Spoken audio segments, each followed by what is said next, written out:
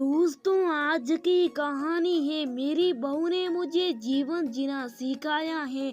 दोस्तों, कहानी शुरू करने से पहले अगर हमारे चैनल को सब्सक्राइब नहीं किया हो तो कर लीजिए ताकि आपके पास पहुंचे हर रोज नया वीडियो।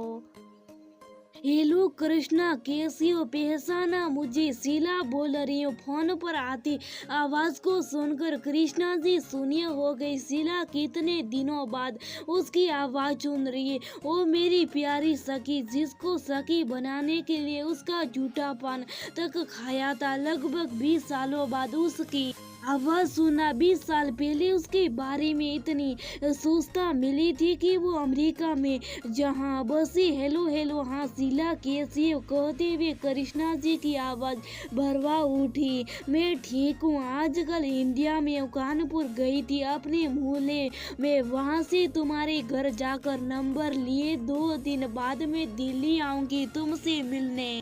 कानपुर अपना मुहला सिला। क्या दिन थे वो। हाँ हाँ, वो ना मेरी सखी, तुमने देखने को आंखें तरस गई। जाकर परदेश में बैठ गई। जाने ये 2 दिन कैसे कटेंगे। कहते हुए कृष्णा जी के आंखों से आंसू बहने लगे। गलती तो हुई है सखी, उसे सुधारने आ रही और तू रो क्यों रही है? वो तो तुम्हारे पास रुक जाओ। अच्छा बता, अपने हाथ के पालक पनीर और मिर्ची रोटी खिलाएगी ना? शीला जी खिलखिलाती हुई बोली। हाँ हाँ, आजा, उम्र की इस आखिरी पड़ाव को मिलकर पार कर लेंगे। और कहते हुए कृष्णा जी की आवाज में सुनापन सा आ गया। 2 दिन बाद आने को कहकर शीला जी फोन रखा। कृष्णा ने बहू मुग्धा को आवाज लगाई और खुद उठकर अपने कमरे में टाग गए। वे धुंधले पड़ सूखे आईने में निहारने लगी। चेहरे पर आई झुर्रियों को, सफेद हो सूखे बालों को ऐसे आश्चर्य से निहार रही थी जैसे इन पर कभी नजर नहीं गई।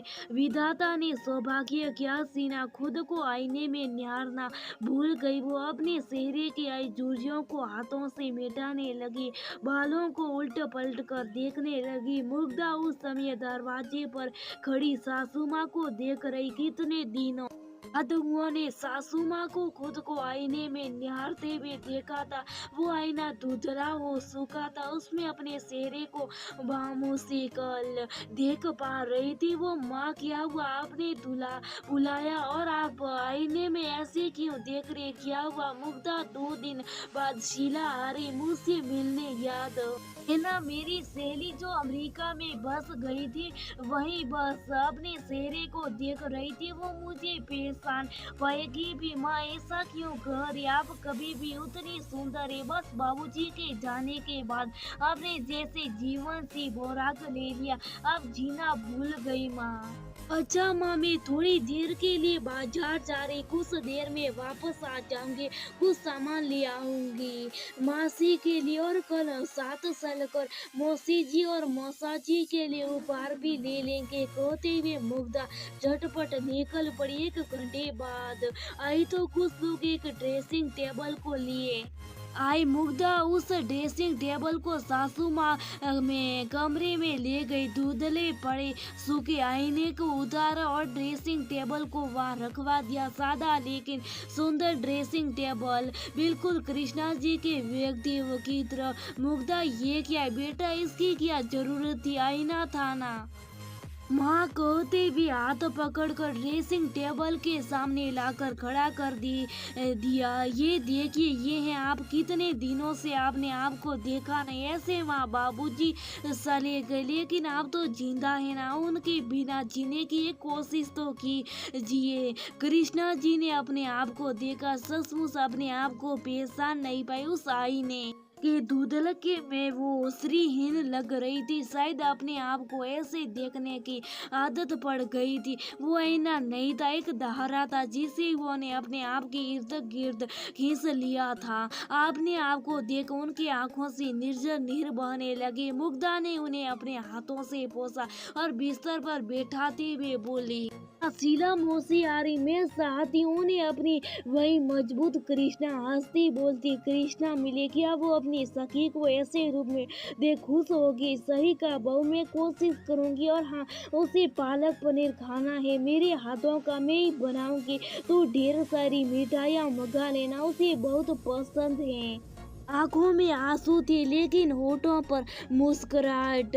मुग्धा ने माँ को गालों को चूम लिया, खुशी से आसल पड़ी। माँ, सब हो जाएगा, साइए अपनी अलमारी खोलिए, आपके लिए साड़ी मैं पसंद करूंगी। उस दिन आपने मेरी कोई रेशमी साड़ी पहनी होगी, बाबूजी के जाने के बाद आपने नहीं पहनी। हाँ, पहनूंगी मेरी गुड़िया, तेरी जैसी बेटी हो तो कोई माँ उदास नहीं रह सकती, कहते हुए मुग्धा को सीने से लगा लिया। 2 दिन बाद घर में उत्सव सा था। मुग्धा के कहने पर आलोक ने छुट्टी ले ली थी। घर में ढेर सारे पकवान बने, मिठाइयों से पूरा फ्रिज भर गया। रसोई में कितने दिनों बाद कृष्णा जी पालक पनीर बना रही थी, उसकी खुशबू ने आलू को भावुक कर दिया। जाकर माँ को पीछे से पकड़ दिया, जैसा वो कोई छोटा बच्चा। सब काम समेट मुग्धा माँ को कमरे में ले गई, गुलाबी रेशमी साड़ी पहनाई, आईने के सामने बिठा दिया, एक ढीला सा जूड़ा बांध दिया, माथे पर सोटी बिंदी और हाथों में सोने की चूड़ियां डाल दी। आम, आप कितनी खूबसूरत लग रही, मेरी नजर ना लग जाए आपको, कहते हुए काला टीका कान के पीछे लगा दिया और बाहर चली गई। कृष्णा जी ने अपने आप को देखा, पूरे 10 बरस बाद अपने आप को ऐसे देखा, लगा जैसे उस आईने के धुंधलके में कहीं खोसी गई थी, जैसे जीवन में कुछ बचा ही नहीं था। अपने आप को निहारते हुए आंखें सलसला गई, जल्दी से उन्हें अपने आंचल से पोसा। तब तक मुग्धा आलोक को लेकर गई। अपनी माँ का ये रूप देख आलोक उनके सीने से जा लगा, जैसे खोई हुई माँ मिल गई। छोटे बच्चे सा बिलख उठा आलोक। आलोक, ऐसा क्या हुआ बच्चे, मैं हूँ तो तुम्हारे पास। अच्छा, जाओ तो मुंह हाथ धो लो, मौसी आती होगी, ऐसे दिखेगी तो लगेगा मैं आज भी तुझे पीटती हूँ। सभी खिलखिला पड़े। कुछ देर बाद शीला जी आई। दोनों सहेलियों ने एक दूसरे को देखा, कुछ कदमों के फासले पर खड़ी दोनों रो रही थी। मुग्धा आगे बढ़ी, दोनों को पास लाई, एक दूसरे के गले लग खूब रोई। दोनों सखिया कृष्णा जी को सौभाग्य विन देख शीला जी बिलख पड़ी, अपनी सहेली के उस मुश्किल समय के साथ नहीं थी। सोचकर कृष्णा जी को माँ की तरह खोद में समेट लिया। कुछ देर बाद दोनों सामान्य हुई तो शीला जी ने कृष्णा जी को देखते हुए कहा, मानना पड़ेगा कृष्णी, तू अभी भी उतनी सुंदर है। जीजाजी के जाने के बाद आलोक और मुग्धा ने तेरा बहुत ख्याल रखा है, समझ आ रहा। देख, तेरे सामने में बूढ़ी लग रही, जबकि तुझे 2 साल छोटी हो, कहते हुए शीला जी खिलखिला पड़ी। उनकी बातें सुन कृष्णा जी ने मुग्धा को देखा, सची तो है, मेरी बहू ने मुझे जीवन जीना सिखाया। उस धुंधले आईने को ही मैंने